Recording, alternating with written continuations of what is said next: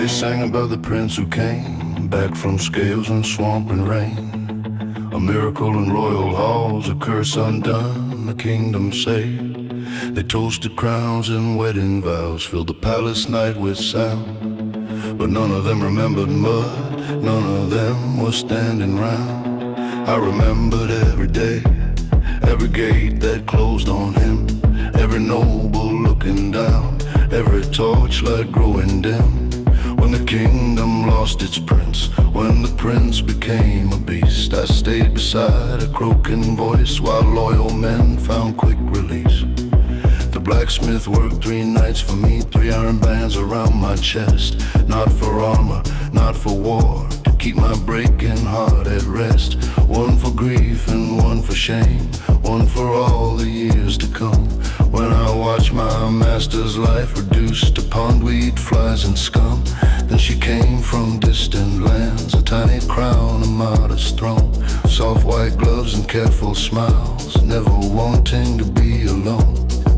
The kingdom loved her instantly, the court declared the match divine. But I had seen too many masks to trust a face that looked so kind. And everybody called it love, everybody raised a glass, everybody watched the wedding like the future couldn't crack. Everybody saw a fairy tale, everybody saw a queen.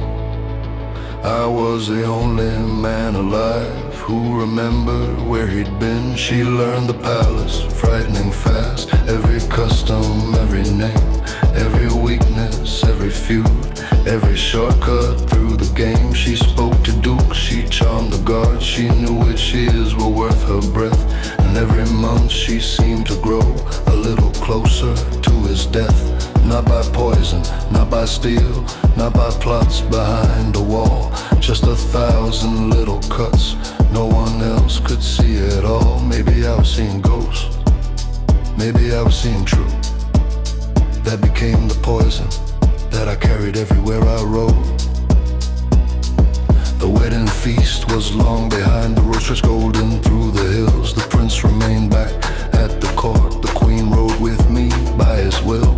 A young footman shared the box, too young to understand the weight of watching one beloved life move slowly toward a darker fate. Then I left the road behind, pulled the horses toward the grass. The servant shouted in surprise, the queen looked up behind the glass. The cliff appeared beyond the field, the horses thundered toward the edge. The boy grabbed hold and screamed my name. I answered with a single pledge, left. I threw him hard into the weeds, he rolled away beneath the sun. The last good thing that I could say, the last good thing that could be done. And everybody calls me mad, everybody call me damned. Everybody sees a murderer with blood upon his hands. Maybe they are right to judge, maybe I deserve the blame. But none of them were there before, none of them became my chains. The first band broke, the day came home, the kingdom cheered, the bells all rang. The second broke, the day she smiled and took her place beside the crown. The third band stayed around my heart, around my thoughts, around my soul. The third band drove, the horses on. The third band chose the final road. The first 2 horses left the earth, the harness dragged the others down. The wheel still turned, the coach still stood. One final moment above the ground. She looked at me through shattered fear. No anger there, no hidden knife, only one question in her eyes: who made you judge another life? And suddenly I did not know if I had saved him, if I lied, if I had seen the truth at last, or simply watched my reason die.